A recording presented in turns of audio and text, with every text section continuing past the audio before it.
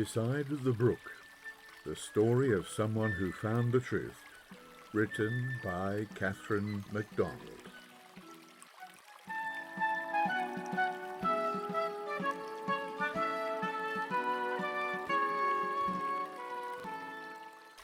Beside the Brook, Chapter 11.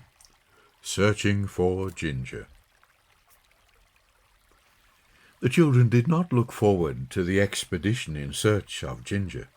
For one thing, it was difficult to get into the big cover without Mr. Jupe seeing them, for his hut and the field of young pheasants lay between it and their house. "We'll have to go a long way round," said Peggy. "Never mind," replied John. "It will be worth everything if we find Ginger for Teddy." So they set off in the other direction from the wood. First they went a distance along the main road, then turned up a lane leading from it towards the back of Big Cover. The lane had high banks with interesting possibilities of birds' nests, but the children would not be tempted from their purpose. Soon high young oak trees rose on each side from thickets of rhododendron, and then they fell silent, for they felt that their adventure in the woods had begun. The lane crossed the brook by means of a brick bridge that clung about with ivy. "This is our brook," said Peggy. "It looks different," said John. "Ah, but we're a good distance from home now," Peggy reminded him. "If I threw something in, I wonder how long it would take to get home," said John. "Don't know," replied Peggy. "What shall we throw in?" She looked about. "I've got a good idea," she said, picking a yellow rhododendron leaf from a bush. "What's that?" asked John. Peggy did not reply, for she was busy scratching on the yellow leaf with a pin. "Dear Teddy, we have gone to look for Ginger, P and J. The writing will turn brown presently," she said, "and we'll throw it in." "Oh, good, Peggy," cried John. "Do you think Teddy will get it?" "He might not," replied his sister, "but we'll post it just the same." They threw in the yellow leaf from the bridge. It struck the current, turned round once, and floated away. For a minute or two they watched it. "It's caught up," said John. "No, it's gone again," cried Peggy. The yellow leaf bobbed and twirled, and at last sailed away round the bend. "We'd better hurry up," said Peggy. "The wood's a big place, and we'll have to be fearfully quiet and careful." "I know," replied her brother, not caring to be reminded of its terrors. "If it wasn't for Mr. Jupe, it would be all right." Peggy thought that went without saying, and they proceeded in silence till the lane ended in a grassy cross-track. "We'd better go that way," said she, pointing to the right. She was not sure of this part of the big cover, though she knew all the tracks nearest her home. "Yeah, I suppose that'll be all right," said John gloomily, glancing at the thick growth on both sides. "The timber cart's been along here today," he whispered presently, recognizing the friendly and familiar signs. The darkness of the wood had filled him with awe that suggested this manner of conversation. "We mustn't bother about anything else besides Ginger," said Peggy reprovingly, though secretly she wondered how they were going to conduct the search. "We had better go to all the open spaces we can find," she announced after a silence, as if working out a plan. "Then we can see how far enough for it to be safe to call him." "Yes," agreed John meekly. "Animals can hear better than human beings," continued Peggy, hoping fervently that Ginger, if alive, would hear before Mr. Jupe did. The trouble was finding the open spaces. Chestnuts and beeches, rhododendrons, hazels and brambles grew everywhere. The track led them to a meeting of 5 other tracks that formed a fairly big open space. So the children stopped, and Peggy called, "Ginger! Ginger!" A violent scream broke out from a treetop, and they started with fright. A bird, marked with black and a blue flash on its wing, beat its way through the branches. "Pooh, that's only a jay," said John, trying to appear calm. "Let's go on," said Peggy. Choosing the centre track, they found themselves on a firmer road, flanked with fir trees and stretches of heather. "That looks open," said John, indicating an expanse. Together they crept among the clumps, calling the cat's name. Unseen birds and animals protested against the disturbance. A red squirrel on the way down a fir tree halted, spread-eagled against the trunk, changed his mind and ran up again. But no sound resembling a cat's mew could be heard. "Whatever's that thing?" asked John, staring at a long neck twisting out from a hole high up in a tree. Exclaimed Peggy. "I don't know, John." And she hurried back to the path, followed closely by her brother. They passed into the trees once more, and presently John caught sight of a queer-looking gateway in a built-up bank. "Look, Peggy," he said. "That's only a rabbit snare," replied his sister. She had often seen them about the woods. The upright sticks flanked an artificial hole, which tempted unwary rabbits into the trap. "Perhaps Ginger was caught in one like that," said John. That tempted them to call his name again, but their voices only roused the deep bark of a dog that seemed not very far away. "Oh dear," cried Peggy, startled. "I believe we can't be very far from Mr. Jupe's house. It's somewhere right in the thick part of the wood." John's sharp ears detected the rattle of a chain. "Quick, Peggy," he whispered. "That's Mr. Jupe's dog got loose. We must run."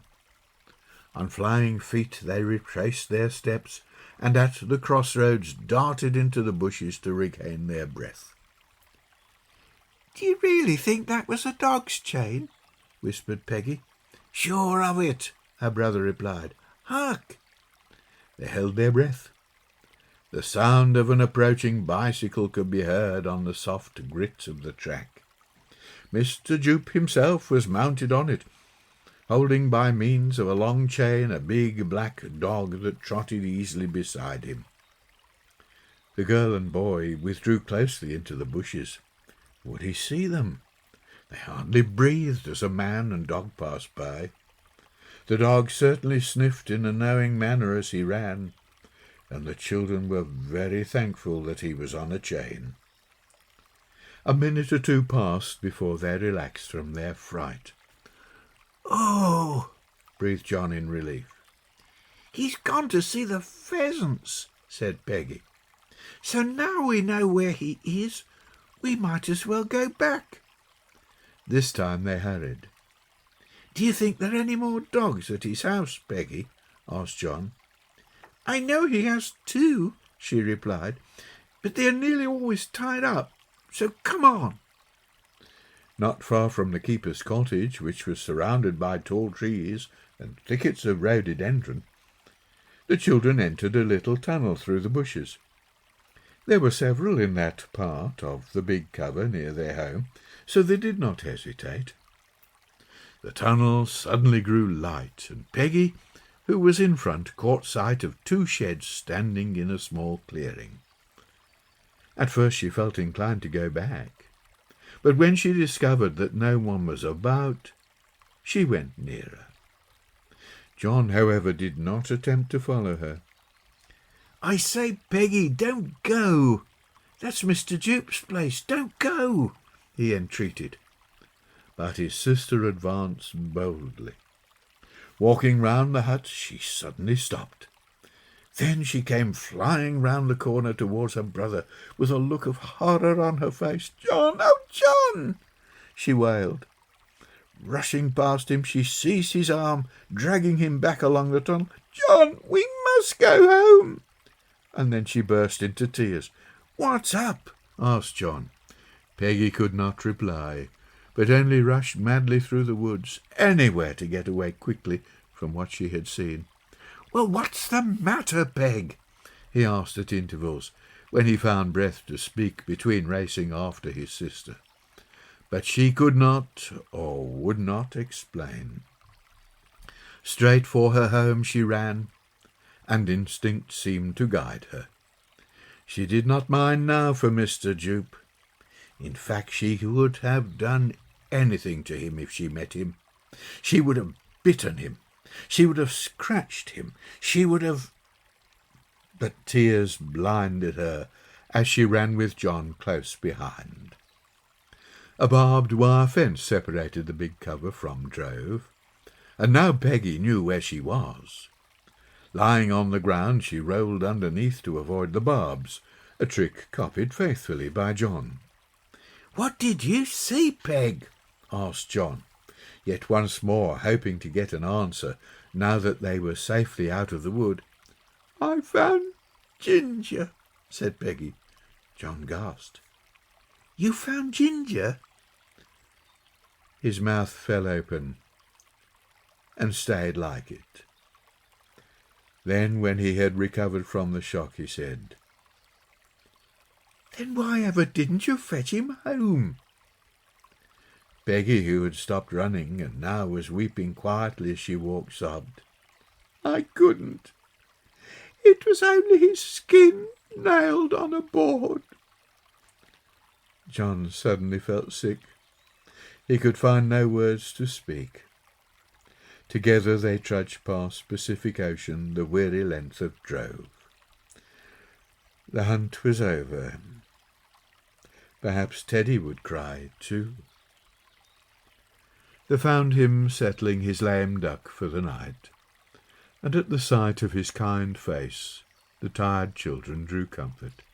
"Come, bairns," he said. "What terrible thing this happened, that one of you should be crying and the other all ready to begin?" The children did not know how to break the dreadful news.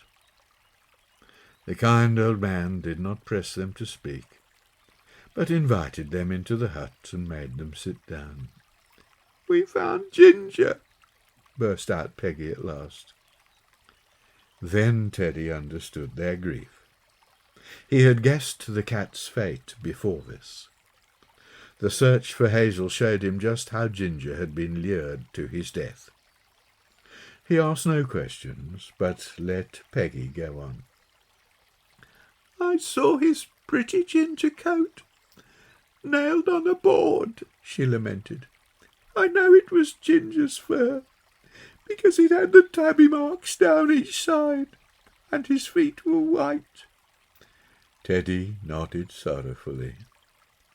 "There was a row of dead things hanging over a wooden fence," the girl continued gruesomely. "Weasels and stoats, jays with pretty feathers, and an owl." The shepherd was feeling about in his cupboard for ginger nuts. Never mind, he was saying. "It's maybe your first taste of real sorrow. I'll tell you something in a minute." He fixed up the table, poured out 2 glasses of milk, and was pleased to notice the children cheer up. "It couldn't be helped," he said. "We all loved Ginger, but he couldn't help himself either."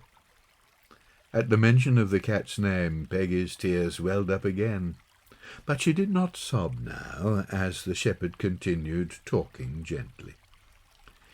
"You see, bairns, Ginger, like all cats, was a natural hunter. His cousins, the tigers of India, the lions of Africa, the jaguars of America, are all the same. It is their nature to hunt and kill. We cannot tame them. Ginger went after the keeper's pheasants, and I dare say killed a few. We can't blame Mr. Duke either. He only did his duty."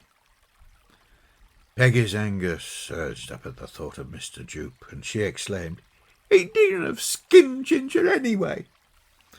"That's by the way," went on Teddy. "But what I want to explain to you is this. Killing is the order of the wild places of the earth.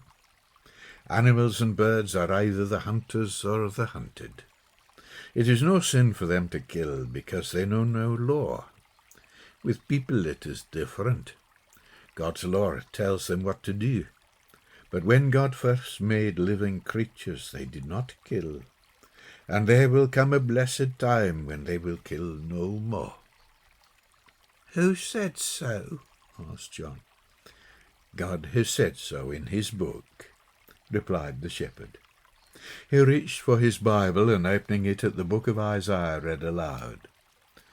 The wolf shall dwell with the lamb, and the leopard shall lie down with the kid, and the calf and the young lion and the fatling together, and a little child shall lead them.